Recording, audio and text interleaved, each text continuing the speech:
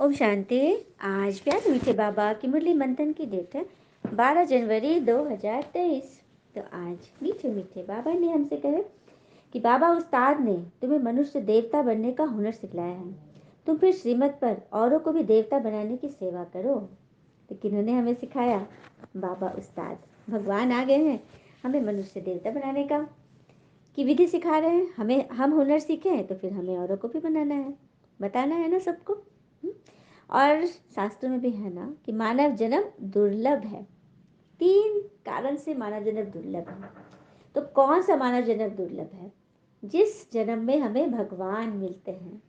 सबसे पहला कारण दुर्लभता का यही है, जब हमें ईश्वर प्राप्ति होती है। दूसरा, जब हम उस ज्ञान का अर्जन करके अपने आचरण में, जीवन में लाते हैं, ये दूसरी दुर्लभता है। और तीसरा, जब हमें सत्संग, सच्चे लोगों का, अच्छे लोगों का संपर्क में हम आते हैं, उन लोगों के।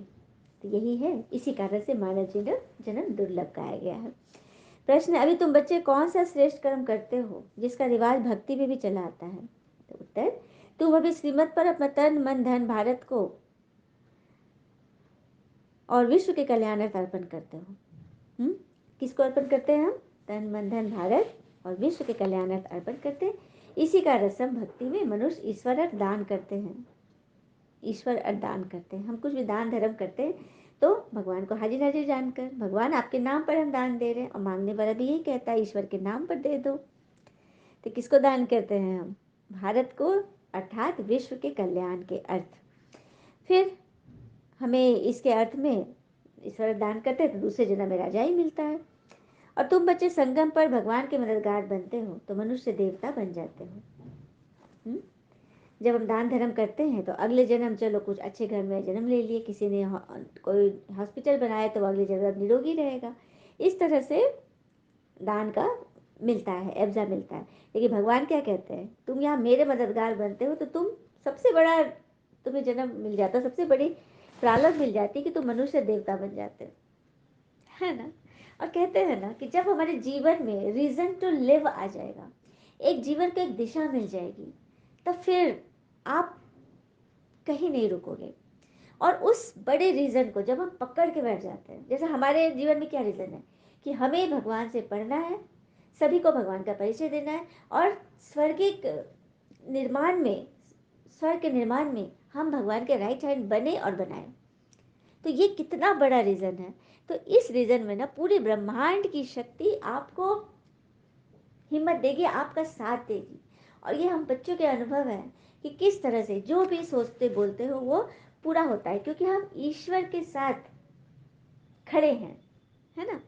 और इतनी हिम्मत आ जाती है जब हमारे पास कोई रीजन आ जाता है। चलिए एक उदाहरण से सुनते हैं। एक बार की बात है, एक गांव में 2 बच्चियां खेतों के पास खेल रही थी। खेत के पास कितनी बड़ी थी, एक 12 साल की, एक 13 साल की बच्ची थी। और तभी उन्होंने देखा कि उसके पापा जो ट्रैक्टर चला रहे थे खेतों में, वो ट्रैक्टर किसी से टकरा करके उलट गया, और उसके पापा गिर गए, और ट्रैक्टर उसके पापा के पाँव पर गिर गया। और उन्होंने दूर दूर तक देखा, कोई आदमी नहीं दिख रहा है, किसको बुला के? तब तक तो ट्रैक्टर से उनका पैर पूरा कट जाता। कहाँ से इन दोनों बच्ची में इतनी ताकत आ गई जो 1340 किलोमीटर के ट्रैक्टर को दोनों बच्चियों ने ताकत से पलट दिया, सीधा कर दिया, और पिताजी को निकाल लिया। तो देखें, ये होता है जब हमारे पास कोई रीजन हो जाता है। पूरी एनर्जी हमारे मन में इस तरह से समा जाती है कि हमारे हाथ सिर्फ शरीर के एज के मुताबिक नहीं चलते, मन मन चलता है, मन खींच लेता है हाथ को। तो ये ताकत है। गीते, तूने रात गवाई सोई के, अब दिवस गवाया खाई के। तो ऐसा नहीं करना है। जब भगवान नहीं मिले थे तो हम तो ऐसे ही करते आए। और कहते हैं ना, हमारा बड़े से बड़ा दुश्मन भी हमारा उतना नुकसान नहीं पहुंचा सकता जितना नुकसान हमारे अनियंत्रित विचार करते हैं। हमारे अशुद्ध संकल्प जितना हमारे साथ शत्रुता करते हैं, उतना कोई बड़े से बड़ा दुश्मन भी नहीं करता। क्योंकि अंदर जो हम सोच रहे हैं ना, वो हमारी आत्मा को दिमक लगा रहा है। तो कितना बड़ा नुकसान है ना। ओम शांति। बाबा बच्चों को समझाते हैं, जब बच्चे समझते हैं तब फिर औरों को समझाते हैं। अगर खुद समझते औरों को नहीं समझाते, मतलब कि कुछ भी नहीं समझे। क्या बात है, बच्चा पढ़ रहा है लेकिन औरों को पढ़ा नहीं पा रहा है तो उसने खुद नहीं समझा। हाँ, कोई हुनर सीखता है तो उसको फैलाता है ना। और यह हुनर हमें उस्ताद बाबर सिखा रहे हैं, भगवान सिखा रहे हैं कि मनुष्य देवता कैसे बना जाए। देवताएं जिनके चित्र भी हैं, हाँ, मनुष्य को देवता बनाते हैं और देवताओं के गुण गाए जाते हैं, सर्व गुण संपन्न। यहाँ ऐसे किसी मनुष्य के ऐसे थोड़ी गुण गाए जाते हैं। मनुष्य मंदिरों में जाकर देवताओं के गुण गाते हैं। भले पवित्र तो सन्यासी भी रहते हैं, परंतु उनके देवताओं जैसे गुण नहीं गाए जाते। ये बात भी सच है, क्योंकि देवता मनुष्य है लेकिन उनके अंदर दैवी गुण कूट कूट के भरा है। लेकिन आज साधु संत में भी वो बात नहीं है। चलो बाल ब्रह्मचारी भी हैं, जन्म से पवित्र है, लेकिन फिर भी देवता तो नहीं है। देवता उनको कहा जाएगा जिनकी आत्मा और शरीर दोनों पवित्र, और पवित्रता से ही जिनका जन्म हो। तो देवता कलयुग में देवता नहीं हो सकते। यहाँ सन्यासी भल होंगे जो पवित्र हैं, लेकिन देवता स्वर्ग में ही होंगे, क्योंकि वहाँ प्रकृति भी सतो प्रधान, यहाँ तो प्रकृति तमो प्रधान है। इसलिए यहाँ कोई पवित्र हो नहीं सकती जिनकी देवता जैसी पूजा हो। फिर बाबा कह रहे गुण वाले देवताएं सतयुग में होते हैं और अवगुण वाले मनुष्य होते हैं कलयुग में। अब ऐसे अवगुण वाले मनुष्य को देवता कौन बनाए? कौन बना सकता है जिनमें अवगुण भरा पड़ा है? तो ये काम परमपिता परमात्मा का ही है। अवगुण प्राप्त होते हैं माया रावण से और गुण प्राप्त होते हैं बाबा से। बाबा खुद कहते हैं मुझे भारत में ही आना पड़ता है। ब्रह्मा मुख वंशावली ब्राह्मण ब्राह्मणियों द्वारा मैं स्थापन कराता हूँ। यह ब्राह्मणों का यज्ञ है ना। बाबा आकर क्या बनाते? ब्राह्मण बनाते हैं। वह विकारी ब्राह्मण कुख वंशावली और तुम हो मुख वंशावली। विकारी ब्राह्मण जो जाति के ब्राह्मण है वो कोख से जन्म लिए, जाति से ब्राह्मण है, और तुम हो मुख से, ज्ञान से, श्रीमुख से तुम वंशावली बनते हो। तो बहुत फर्क है। जो साहूकार लोग जो यज्ञ रचते हैं उसमें ब्राह्मण किसको रखते हैं? जाति के ब्राह्मण होते हैं। जो अमीर लोग यज्ञ रचते हैं, हाँ, और यह है बेहद का बाबा, साहूकारों से साहूकार, राजाओं का राजा, उन साहूकारों से भी साहूकार। साहूकारों को साहूकार क्यों कहा जाता है? क्योंकि साहूकार भी कहते हैं हमको ईश्वर ने धन दिया, ईश्वर दान करते हैं तो दूसरे जन्म में धनवान बन जाते हैं। मतलब साहूकार भी अगर दान कर रहे हैं तो ईश्वर के नाम पे ही कर रहे हैं। तो साहूकारों का साहूकार कौन है? जिसको साहूकार भी याद करे, लेकिन समय नहीं देते, लेकिन याद तो जरूर करते हैं। तो साहूकारों का साहूकार परमात्मा। इस समय तुम शिव बाबा को सब कुछ तन मन धन अर्पण करते हो तो कितना उच्च पद पा लेते हो। फिर बाबा कह रहे तुम श्रीमत पर इतने उच्च कर्म सीखते हो तो तुमको जरूर फल मिलना चाहिए ना। तो तन मन धन अर्पण करते हो, वो भी ईश्वर अर्थ करते कोई के थ्रू। यह रिवाज भारत में ही है। तो बाबा तुमको बहुत अच्छे कर्म सिखलाते हैं। तुम यह कर्तव्य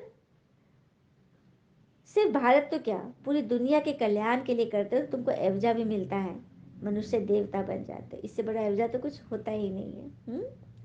बाबा कहते हैं जो श्रीमत पर जैसा कर्म करेंगे वैसा फल मिलता है। मैं तो बस साक्षी होकर देखता रहता हूँ कि कौन श्रीमत पर चल मनुष्य को देवता बनाने की सेवा करते हैं। बाबा सबकी सेवा देख रहे हैं, सबकी सीसीटीवी में बाबा की फुटेज, मतलब बाबा सबकी फुटेज देख रहे हैं कि कौन देवता बनाने की सेवा कर रहे हैं, कितना जीवन परिवर्तन हुआ।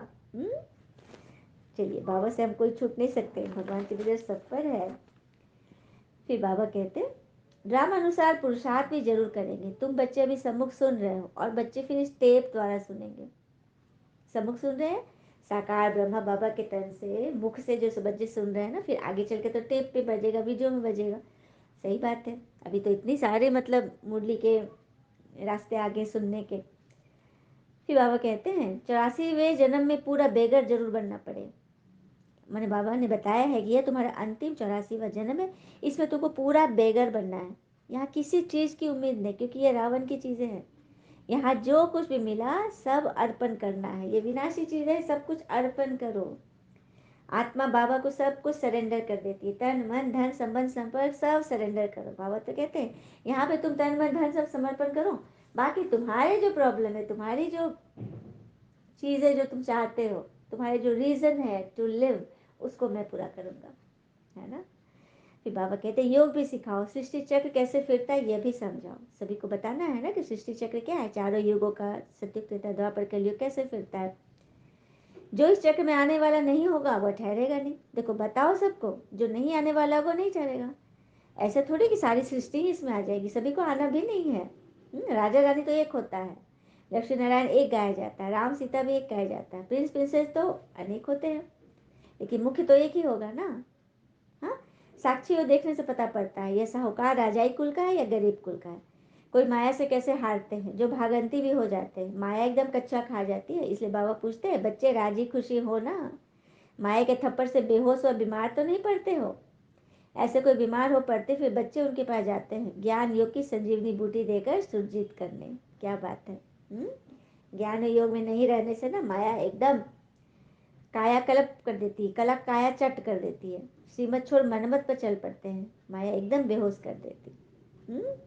तो वास्तव में संजीवनी बूटी ये ज्ञान है, ये मुरली है। इससे माया की बेहोशी उतर जाती है। सच बात है, जो किसी बात में मन फंसता है तो बाबा की मुरली ही हमें क्या करती है, तंद्रा को भंग करती है, माया की बेहोशी को। बाबा कहते हैं इस समय सिताए हुए तुम हो, राम आकर रावण से तुमको छुड़ाते हैं। और माया बड़ी दुस्तर है, चूहे मुआफे काट कर खाना खराब कर देती है। इसलिए श्रीमत कभी नहीं छोड़नी है। कठिन चढ़ाई है ना, अपनी मत माना रावण की मत। और सर्विस करने वाले रूप बसर छिपे नहीं रहेंगे। दैवी राजधानी स्थापन हो रही है, इसमें सभी अपना अपना पार्ट जरूर बजाएंगे, दौड़ी लगाएंगे तो अपना कल्याण करेंगे। कल्याण भी एकदम स्वर्ग का मालिक। क्या बात है, कल्याण में क्या मिलेगा, स्वर्ग के मालिक बन जाएंगे। तो करना है ना सबको। फिर बाबू बोलते बड़े बड़े साहूकार और लक्ष्मी नारायण का मंदिर तो बनाते हैं, पर तो किसको पता ही नहीं ये कौन थे, कैसे इनकी इतनी पूजा होती है। पता नहीं है ना। जब स्वर्ग में देवताएं हैं तो मंदिर तो होते ही नहीं वहाँ। तो जो मंदिर बनाते हैं उनसे पूछना चाहिए ना लक्ष्मी नारायण कब आए थे, पूछो। अगर नहीं बताए तो उनको फिर राज बताओ। जिनमें अवगुण है वही गुणवान देवी देवताओं के मंदिर बनाते हैं। तो बच्चों को सर्विस का बहुत शौक होना चाहिए, मतलब सबको बताओ कि किन्होंने किनको इतना राज मिला, लक्ष्मी नारायण कैसे स्वर्ग के राजा बन गए। अब बाबा याद दिलाते हैं, स्मृति स्मृति अटेंशन देने की, स्मृति रखो, याद रखो। लेकिन बच्चों की बुद्धि बहुत बाहर भागती है। अब कई हैं जो यहाँ बैठे भी जैसे कि कान बंद है, बुद्धि बाहर में कहाँ कहाँ दौड़ती रहती है। मतलब मुरली सुनते भी मन भटक रहा है तो बाबा कैसे कान बंद हो गया ना, बुद्धि तो इधर उधर भटक रही है। बाबा की याद में बैठे तो कमाई हो। बहुतों का बुद्धि योग बाहर में रहता है, तो वह जैसे कि यात्रा में है ही नहीं, इस यात्रा में है ही नहीं। ये तो बुद्धि बुद्धि की यात्रा है ना, तो टाइम वेस्ट करते हैं। हाँ, कई हैं जो इम्तिहान के दिनों में फिर जोर से पुरुषार्थ करने लग पड़ते हैं। समझेंगे अगर हम पुरुषार्थ नहीं करेंगे तो नापास हो जाएंगे, लेकिन अगर रेगुलरली पढ़े स्टूडेंट तो फिर ज़्यादा मेहनत करने की दरकार ही नहीं है, क्योंकि संस्कार बन जाएगा ना। हाँ, तो ऐसे कर्म नहीं करना चाहिए जो बाप का नाम बदनाम हो। इसीलिए गाते हैं सदगुरु का निंदक ठौर न पावे। ठौर माना बादशाही, विश्व की बादशाही नहीं मिलेगी। पढ़ाने वाला भी बाबा है, और कहाँ भी सत्संग में एम ऑब्जेक्ट नहीं है। यह है हमारा राजयोग। और कहीं सत्संग में है क्या एम ऑब्जेक्ट किसी सत्संग में? हाँ, कि यहाँ तुम्हें मनुष्य देवता बनाया जाता है और तुम मतलब अपने अवगुणों को छोड़ो, यहाँ सद्गुण धारण करो, ऐसा तो नहीं है ना। वहाँ कान को रस मिलता है लेकिन मन को नहीं। आत्मा तो सुखी की सुखी। अच्छा, मीठे बच्चों प्रति भगवान की नमस्ते। हम बच्चों के भी प्यारे बाबा को नमस्ते। धारणा के लिए मुख्य सार, पहले पॉइंट, ज्ञान योग की संजीवनी बूटी से स्वयं को माया की बेहोशी से बचाते रहना है। मन मत पर कभी नहीं चलना है। तो ज्ञान योग की संजीवनी संजीवनी बूटी से स्वयं को माया की बेहोशी से बचाते रहो, मन मत पर कभी नहीं चलना। दूसरी पर रूप बसंत बन सर्विस करनी है। बाबा ने बोला ना, जो रूप बसंत बच्चे हैं वो छिप नहीं सकेंगे। माता पिता को फॉलो कर तख्त नशीन बनना है। वरदान, अपनी शक्तिशाली स्थिति द्वारा दान और पुण्य करने वाले पूजनीय और गायन योग्य भव। अपनी शक्तिशाली स्थिति द्वारा दान और पुण्य करने वाले पूजनीय और गायन योग्य बनते हैं। अंतिम समय में जब कमजोर आत्माएं आप संपूर्ण आत्माओं द्वारा प्राप्ति का थोड़ा भी अनुभव करेगी, तो यही अंतिम अनुभव के संस्कार लेकर आधा कल्प के लिए अपने घर में विश्रामी होंगे, और फिर द्वापर में भक्तबन आपका पूजन और गायन करेंगे।